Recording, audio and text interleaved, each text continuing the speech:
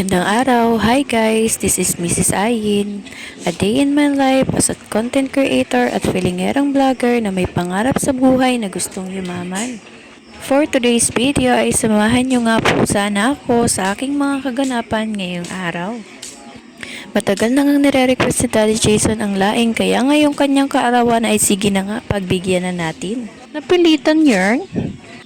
Halat, tama ng satsat na makapag-prepare na ng mga sangkap.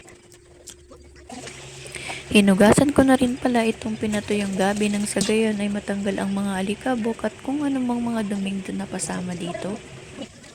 At kasabay ng paghuhugas ay isinalang ko na rin ang pork chop na aking ihahalo sa laing. Nang magmantika na nga ito ay iginasa ko na rin ang bawang at sibuyas. Di na nga ako mag-e-explain, panoorin nyo na lang sa video. Basta wag nyo nga lang kakalimutan maglagay ng asin at pampalasa. Syempre, hindi yan sasarap kung wala yan, di ba? Pagpasensyahan nyo na kung makita nyo iba yung way ng aking pagluluto. May iba-iba kasi tayong way sa pagluluto, di ba? Akin kasi, hindi naman talaga ako magaling. Nagmamarunong lang. Pero benta yan sa asawa ko. The best yan.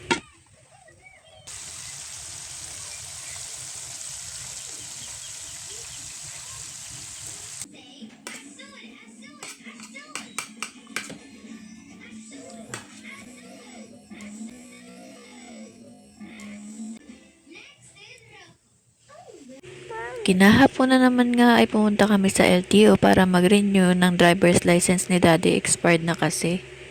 Tuloy ipinasyal na rin namin si Lucas pagkatapos ng mga gawain ni Daddy.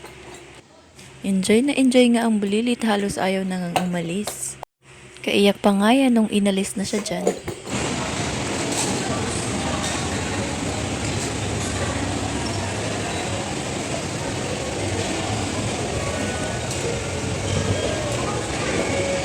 Lucas, look at mommy. Lucas.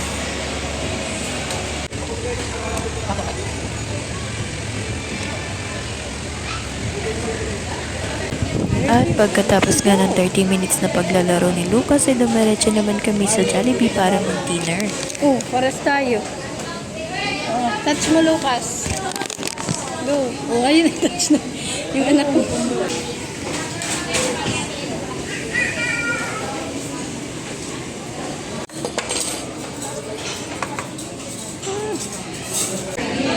Thank you, Lord, for this food. Thank you, Daddy Jason. Happy birthday. You like it? You like that? Try it.